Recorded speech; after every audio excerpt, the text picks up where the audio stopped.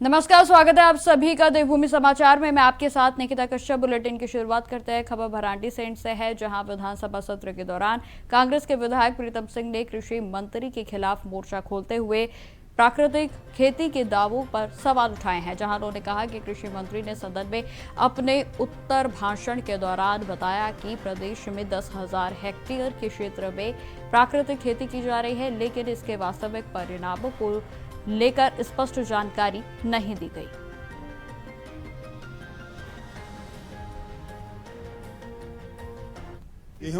बता, पहले सुन लो यार, पहले बात सुन लो यार। ये बोल देना। जब फसल अप्रैल में माननीय भूमि का क्यों बांध रहे? मैं बता रहा हूं अप्रैल में। अरे भाई, अब बात ही नहीं सुनेंगे। मैं आपसे बता रहा हूं कि रबी की फसल में, सुन लीजिए, पहली बारी पूरी बात सुनिए। रबी की फसल। अब खबर डोईवाला से है, जहां प्रेमनगर क्षेत्र में महंगाई और घरेलू गैस सिलेंडर की कथित कमी को लेकर महिला कांग्रेस कार्यकर्ता ने विरोध प्रदर्शन किया और जहां इस दौरान महिलाओं ने सड़क पर चूल्हा रखकर खाना बनाते हुए सरकार के खिलाफ जमकर प्रदर्शन करते हुए अपनी नाराजगी को जताया है। जहां आपको बताते चले कि प्रदर्शनकारियों का साफ तौर पर कहना था कि लगातार बढ़ती महंगाई और गैस सिलेंडर की कमी से आम लोगों को, खासकर की महिलाओं को काफी दिक्कतों का सामना करना पड़ रहा है। और यह प्रदर्शन महिला कांग्रेस की नेत्री अंशुल त्यागी और रेखा कंदपाल सती के नेतृत्व में किया गया। और जहां प्रदर्शन के दौरान कार्यकर्ताओं ने आरोप लगाया है कि डबल इंजन की सरकार जनता की समस्याओं को दूर करने में विफल साबित हो रही है। आपका धन्यवाद व्यक्त करना चाहूंगी। और आपके जो फोन जेब में है, जरा वो भी चेक कर लीजिए, कहीं आपके श्रीमती जी का फोन भी ना आ रहा हो कि गैस खत्म हो गई। गैस के दाम तो बढ़ा दिए, लेकिन किल्लत इतनी ज्यादा बढ़ गई, काला बाजारी पहले शुरू कर दिया इन्होंने। इसीलिए हमें प्रदर्शन करना पड़ रहा है कि जब कांग्रेस की सरकार में 500 का सिलेंडर था, तो इनके दिग्गज नेता स्मृति ईरानी जैसे नेता बड़े बड़े प्रदर्शन करते थे, कहीं लौकी तोरी गले में डाल डाल के, कहीं गैस के ऊपर। आज इन्होंने 932 रुपए का सिलेंडर कर दिया और इनको बिल्कुल शर्म नहीं आ रही है। महंगा कर दे कोई बात नहीं, लेकिन मिल भी तो नहीं रहा। हाँ, मिल नहीं रहा है, तभी तो हम लोग प्रदर्शन कर रहे हैं कि क्या हमें उस। और वैसे ये लोग बोलते हैं कि प्रदूषण नहीं करना। आम आदमी जो 400-500 रुपए की मनरेगा एक तरफ खत्म कर दिया, जो 200-400 रुपए 500 आदमी कमाता है, वो अब गैस भराएगा कि अपनी 2 जून की रोटी करेगा? कैसे कैसे चलेगा घर? क्या चाहते हैं, अब क्या मांग करते हैं? देखिए, मांग ये करते हैं, मांग तो आपकी भी वही है भाई साहब और हमारी भी वही है कि महंगाई कम हो, बेरोजगारी खत्म हो। और 900 रुपए का, 1000 रुपए का सिलेंडर आज के टाइम पे आप भरवाएंगे। अमित शाह जी आए, बड़े मंच से बड़ी बड़ी बातें करके चले गए, उतरे फ्लाइट से बाद में 60 रुपए पहले सिलेंडर में बढ़ा दिए। ऐसे कोई होता है? आज इतनी महंगाई हो गई है देश में, और आज कहीं भी सिलेंडर नहीं मिल रहा है और सब परेशान हो रहे हैं। फिर से लाइन लगाने की नौबत आ गई। लाइन लगाने की नौबत आ गई और लकड़ियां जलाने की नौबत आ गई है। और महंगाई इतनी हो गई कि 940 रुपए नागाघेर में सिलेंडर मिल रहा है, और जगह 932 मिल रहा है, तो नागाघेर वाले 940 दे रहे हैं।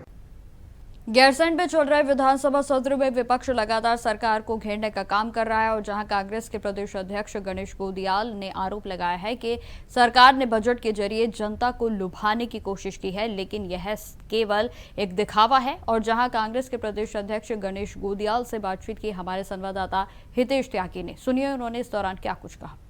गैरसैंण में बजट सत्र चल रहा है और जिसको लेकर विपक्ष लगातार सत्ता पर हमलावर है। पूरी मुखरता के साथ तमाम नेता वहां पर मौजूद हैं, अपना विरोध भी जता रहे हैं, तो अपनी बात भी रख रहे हैं। हमारे साथ इसी क्रम में कांग्रेस के प्रदेश अध्यक्ष, कांग्रेस के दिग्गज नेता गणेश गोदियाल साहब हमारे साथ मौजूद हैं। सर, किस तरीके से देखते हैं, गैरसैंण में बजट सत्र चल रहा है, लगातार विपक्ष सत्ता पर हमलावर है, और क्या कुछ कंक्लूजन निकल कर आया है? सर देखिए, विपक्ष अपना नैतिक कर्तव्य निभा रहा है। विपक्ष का जो धर्म है वो ये है कि सरकार की गलत नीतियों का पुरजोर विरोध करे और सरकार को घुटनों के बल लाए कि सरकार उन गलत नीतियों से बाज आए।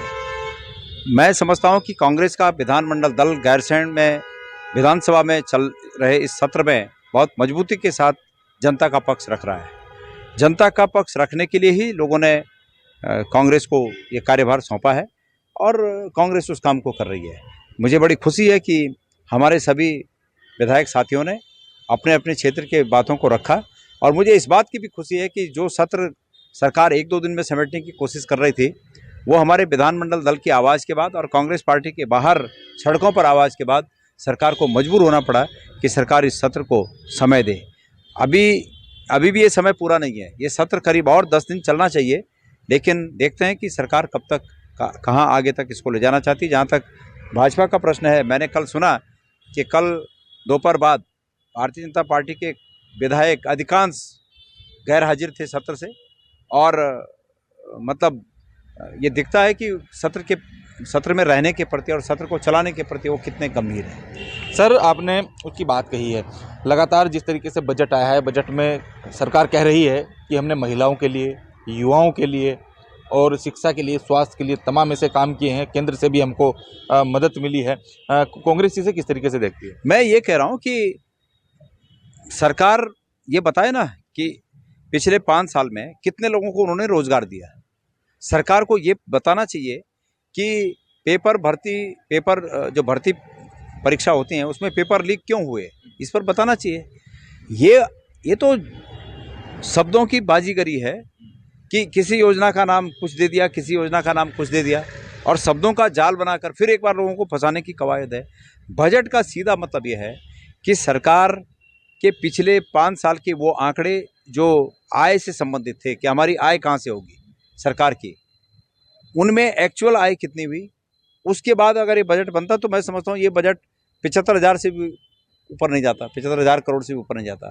तो 1 लाख करोड़ के ऊपर, 1.25 लाख करोड़ के ऊपर बजट बना देना, ये तो खाली भूल भुलैया है और एक फैंटासी है, फतासी जिसको कहते हैं, वो है कि बस वो उसके आधार पर बजट बना हुआ है, इसके अलावा कुछ भी नहीं है। कांग्रेस लगातार अपनी बात रखती आई है, लेकिन अगर हम सदन की बात करें, सदन एक मर्यादा का एक क्षेत्र होता है। यहाँ पर सभी विधायकों को अगर आरोप भी लगाने होते हैं या अपना सवाल रखना होता है, अपने प्रश्न रखने होते हैं, तो भी एक मर्यादा होती है। लेकिन जिस तरीके से सुबोध उनियाल और काजी निजामुद्दीन के बीच जो जुबानी जंग देखने को मिली, कुपोषित तो कुपोषित, कांग्रेस कुपोषित, इस तरह के जो शब्दों का हमला, इसे किस तरीके से? मैं ये समझता हूँ कि वहाँ पर शब्दों की मर्यादा निश्चित रूप में रखी जानी चाहिए, क्योंकि वो ऐसा प्लेटफॉर्म है कि जिस प्लेटफॉर्म पर लोग ये अपेक्षा करते हैं कि यहाँ तक पहुँचे हुए व्यक्ति शब्दों की मर्यादा को समझें, तो निश्चित रूप में शब्दों की मर्यादा को रखा जाना चाहिए। और आगे आने वाले समय में देखिए, अगर किसी से गलतियाँ होती हैं तो उन गलतियों से सीख लेकर आगे इसकी पुनरावृत्ति न हो, इसका ध्यान रखा जाना चाहिए। सर, आपसे मेरा अंतिम सवाल है, लगातार गैस की किल्लतों को लेकर पूरे देश भर में जगह जगह जो सिलेंडरों की जो किल्लत है वो सामने आ रही है, और उत्तराखंड की राजधानी देहरादून में सरकार ने साफ तौर पर कहा है कि हमें दिक्कत कहीं से कहीं तक नहीं है और अफवाह फैलाने वाले के खिलाफ हम कार्रवाई भी करेंगे। और लेकिन धरातल पर जो देखने को मिल रहा है वो यही मिल रहा है कि जो एजेंसियां हैं वो बंद करके बैठी हुई है, कालाबाजारी चरम पर है, ऐसा लोगों का कहना है। कांग्रेस का क्या स्टैंड है? गैस की किल्लत का संबंध सीधे सीधे अंतर्राष्ट्रीय जो स्थिति है उससे है, और चूंकि वो अंतर्राष्ट्रीय कूटनीति का मामला है, वो मेरे कार्यक्षेत्र से बाहर की बात है, उस पर मैं इतना ही कहना चाहूँगा कि निश्चित रूप में इस अंतर्राष्ट्रीय कूटनीति के मामले में हमारे गैस और पेट्रोलियम पदार्थों की सप्लाई निर्बाध होती रहे, इस कूटनीति में भारत, हमारी सरकार बैकफुट पर है। सरकार से ऐसी उम्मीद नहीं की जाती थी कि लंबे रिश्तों वाले देशों के साथ वो अचानक से रिश्ता अलग कर दें, और जिसका खामियाजा हमारे देश के लोगों को भुगतना पड़ रहा है। उत्तराखंड के परिप्रेक्ष्य में मैं ये कहना चाहता हूँ कि ये निश्चित रूप में किल्लत है। सरकार दोनों बातें करी है, एक तरफ कह रही है कि कोई किल्लत नहीं है और दूसरी तरफ एस्मा लगाया है, तो दोनों बातें एक साथ कैसे हो गई? एस्मा लगाने का मतलब ये है कि सरकार को ये अंदेशा है कि आगे दिक्कत हो सकती है, कालाबाजारी न हो, इसलिए इसको ऐसी श्रेणी में डाल दिया गया इन उत्पादों को कि जमाखोरी न हो। लेकिन सरकार को इसके बारे में समुचित ध्यान रखकर स्पष्ट रूप से ये बात कहनी चाहिए कि कोई कमी नहीं है। अगर सरकार का प्रबंधन ठीक है तो लोग गैस बुक कराने जा रहे हैं, तो बुकिंग क्यों नहीं हो रही गैस की? तो सरकार के प्रबंधन में तमाम खामियां हैं। धन्यवाद। तो प्रदेश अध्यक्ष। खबरों में आगे बढ़ते हैं। मुख्यमंत्री पुष्कर सिंह धामी के नेतृत्व में सरकार के 4 साल पूरे होने पर बीजेपी अपनी उपलब्धियों को जनता तक पहुंचाने के लिए सक्रिय हो गई है, और जहां इस क्रम में ही पार्टी के केंद्रीय नेताओं के दौरे भी बढ़ गए हैं। हाल ही में केंद्रीय गृह मंत्री अमित शाह ने प्रदेश का दौरा किया था और जहां कार्यकर्ताओं और आम जनता को संबोधित किया, तो वहीं उन्होंने केंद्र और राज्य सरकार के बीच बेहतर समन्वय की बात की है, और जिससे कि विकास के कार्य तेजी से आगे बढ़ेंगे। और अब 22/5 को भी केंद्रीय रक्षा मंत्री राजनाथ सिंह अपने उत्तराखंड के दौरे पर आ रहे हैं और बीजेपी का कहना है कि ऐसे कार्यक्रम संगठन को मजबूती देंगे, तो वहीं सरकार की नीतियां आम जनता तक पहुंचाने का काम करेंगे। जनता पार्टी की धामी जी की सरकार के चौथा वर्ष हो रहा है और इस सरकार की बहुत सारी ऐसी उपलब्धियां हैं जो पूरे देश के लिए और हम सब लोग जिस पर गर्व करते हैं। अनेकों नियम कानून धामी जी ने ऐसे बनाए हैं जिसको लेकर हम सब लोग उत्साहित हैं और युवाओं का हो, महिलाओं का हो, किसानों का हो, श्रमिकों का हो, गरीब व्यक्ति के लिए, सभी लोगों के लिए धामी जी ने कुछ ना कुछ इस 4 सालों में बहुत मजबूती के साथ किया है। अभी आदरणीय हमारे गृह मंत्री जी अमित शाह जी हम सब लोगों का मार्गदर्शन करने के लिए और हम सब लोगों को कह सकते हैं कि एकजुट कर आगे बढ़ने के लिए तीसरी बार भाजपा सरकार लाने के लिए आए थे। और हाँ, शीघ्र ही हमारे आदरणीय रक्षा मंत्री राजनाथ सिंह जी भी, जो हम सबके प्रिय नेता भी हैं, हम सब लोगों को लगातार उनका मार्गदर्शन मिलता भी रहता है, वो अभी शीघ्र आने वाले हैं। उनका भी हम सब लोगों को आशीर्वाद मिलेगा, उनका हमें सबको मार्गदर्शन मिलेगा और सरकार के 4 वर्ष होने पर हम सब लोग उसकी गौरवपूर्ण उपलब्धियों पर जनता के बीच में जा रहे हैं, जनता को आदरणीय धामी जी की गौरवपूर्ण उपलब्धियों को सबको बता रहे हैं और हम कह रहे हैं कि अटल जी ने इस राज्य को बनाया था, आदरणीय मोदी जी लगातार इस राज्य को संवारने का काम कर रहे हैं। प्रदेश में लगातार भारतीय जनता पार्टी अनेकों प्रकार के कार्यक्रम करती है, प्रशिक्षण का भी कार्यक्रम चल रहा है। अब खबर रुड़की से है, जहां अवैध खनन से जुड़े एक वायरल ऑडियो के सामने आने के बाद अब पुलिस विभाग में बड़ी कार्रवाई उनकी ओर से की गई है। जहां मामले की गंभीरता को देखते हुए एसएसपी नवनीत सिंह भुल्लर ने झबरेड़ा थाना के अंतर्गत आने वाले इकबालपुर चौकी के प्रभारी समेत पूरे स्टाफ को तत्काल प्रभाव से निलंबित कर दिया। और जहां बताया जा रहा है कि सोशल मीडिया पर वायरल हुए ऑडियो में अवैध खनन से जुड़े लेन देन और चौकी प्रभारी से संपर्क की बात सामने आई थी और जिसके बाद यह सख्त कदम उठाया गया।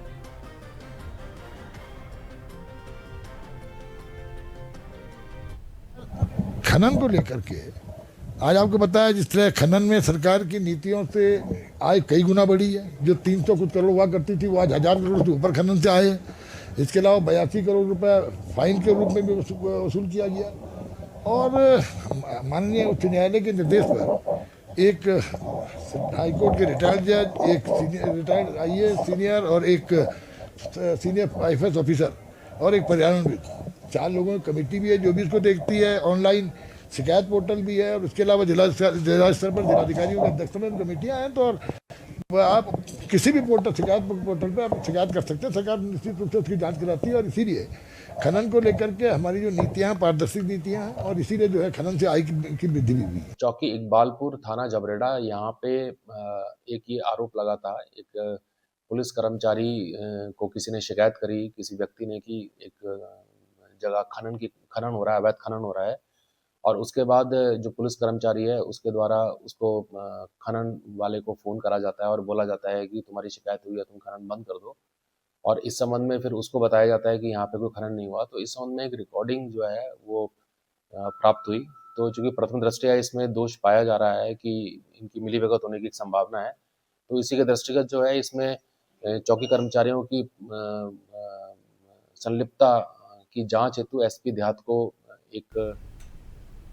अब खबर हरिद्वार से है, जहां सामुदायिक भवन में रविवार को 15 मार्च को रवा कुटुंब 2.0 पारिवारिक मिलन कार्यक्रम का आयोजन किया जाएगा। और जहां आपको बताते चले कि इस कार्यक्रम में प्रदेश भर से रवा राजपूत समाज से जुड़े लोग शामिल होंगे। और जहां समारोह के दौरान समाज में मेधावी छात्रों और विभिन्न क्षेत्रों से आए उल्लेखनीय कार्य करने वाले लोगों को भी सम्मानित किया जाएगा। जानकारी यह भी देते चले कि समाज में शिक्षा के प्रसार और आपसी एकता को मजबूत करने के लिए भी विशेष चर्चाएं की जाएंगी।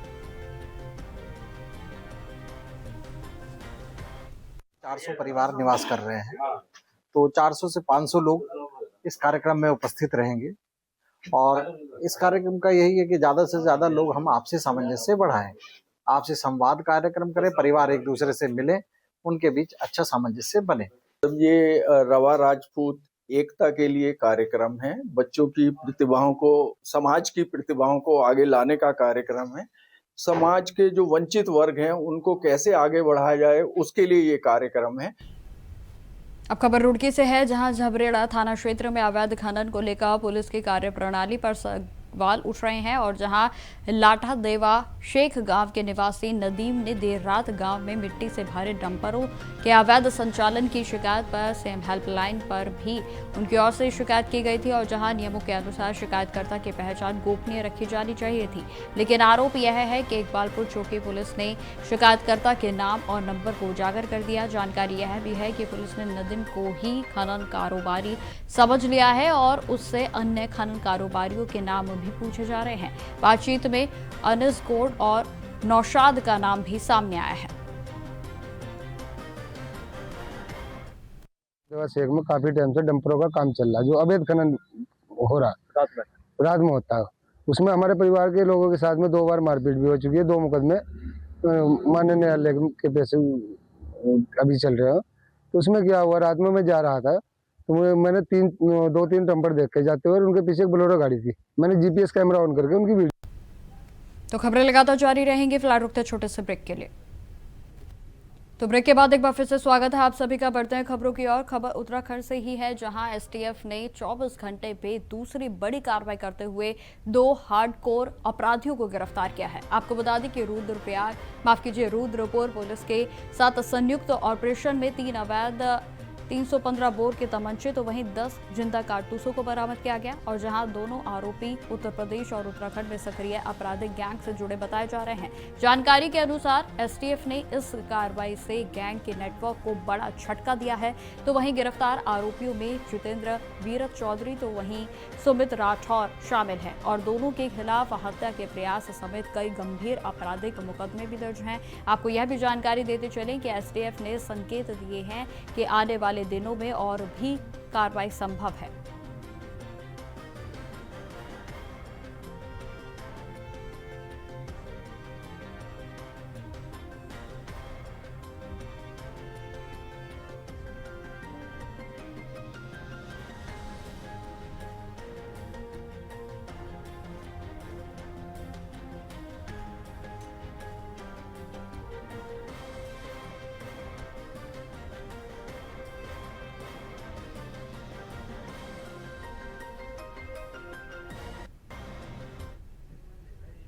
तो चलिए अब आपको सीधा लिए चलते हैं ऋषिकेश की ओर, जहां मुख्यमंत्री पुष्कर सिंह धामी की ओर से गंगा आरती में प्रतिभाग किया जा रहा है और गंगा आरती उनकी ओर से की जा रही है।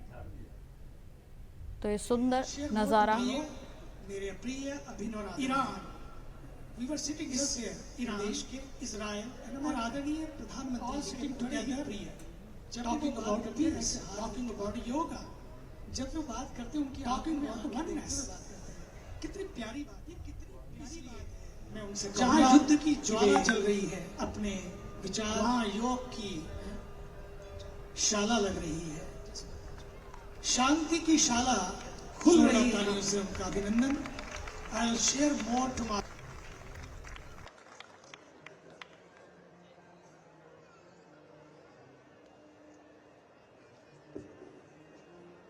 गंगा मैया की, गंगा मैया की। परमात्म निकेतन में अंतर्राष्ट्रीय योग महोत्सव की मैं हिंदी में बोलूंगा, आप सब लोग समझ रहे हैं ना? आप बता देंगे थोड़ा बाद में साध्वी भगवती जी आपको थोड़ा ट्रांसलेट कर देंगे। 38वें अंतर्राष्ट्रीय योग महोत्सव के अवसर पर जिनके परम सानिध्य में इस परमार्थ निकेतन के परम धाम पर पूरी दुनिया के 80 से अधिक देशों के योगी जन पधारे हैं। ऐसे परम पूज्य स्वामी चिदानंद सरस्वती जी, परमाध्यक्ष परमार्थ निकेतन, साध्वी भगवती सरस्वती जी, पद्मश्री और मेरे बहुत परम सुप्रसिद्ध गायक श्री कैलाश खेर जी, योगाचार्य अमेरिका किया मिलर जी, साइमन सेवर जी, प्रथम सचिव स्विट्जरलैंड दूतावास भारत श्री निकोलस इसेला जी, सुश्री सोंजा इसेला जी और अभी 3 प्रमुख लोगों ने जो अपने अपने यहाँ पर बहुत थोड़े समय में अपने अनुभव साझा किए। स्पेनिश उनकी भाषा थी, लेकिन शानदार उन्होंने यहाँ पर अंग्रेजी में, इंग्लिश में हम सबके सामने अपना प्रेजेंटेशन किया। ऐसे पूरे देश और विदेश से पूज्य स्वामी जी ने मुझे बताया कि 80 से अधिक देशों से आप सब लोग यहाँ पर पधारे हैं। मैं आप सभी का, सभी योगाचार्यों का, योग साधकों का, सभी गेस्ट का देवभूमि उत्तराखंड पधारने पर आप सबका मैं हार्दिक स्वागत करता हूं, हार्दिक अभिनंदन करता हूं। पूज्य चिदानंद जी और साध्वी भगवती जी को श्रद्धापूर्वक नमन करता हूं, जिनके मार्गदर्शन में आज परमार्थ निकेतन योग, सेवा और संस्कार और आध्यात्मिक चेतना का एक वैश्विक केंद्र बनकर उभर रहा है।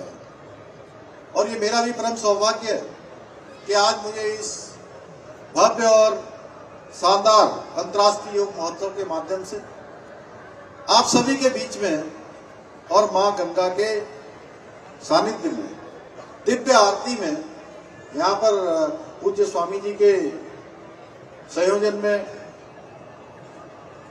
शुद्ध इस हवन, इस यज्ञ में भी मां गंगा के आशीर्वाद से सम्मिलित होने का, विश्व कल्याण हेतु आयोजित पवित्र यज्ञ में आहुति अर्पित करने का मुझे भी सौभाग्य प्राप्त हुआ है।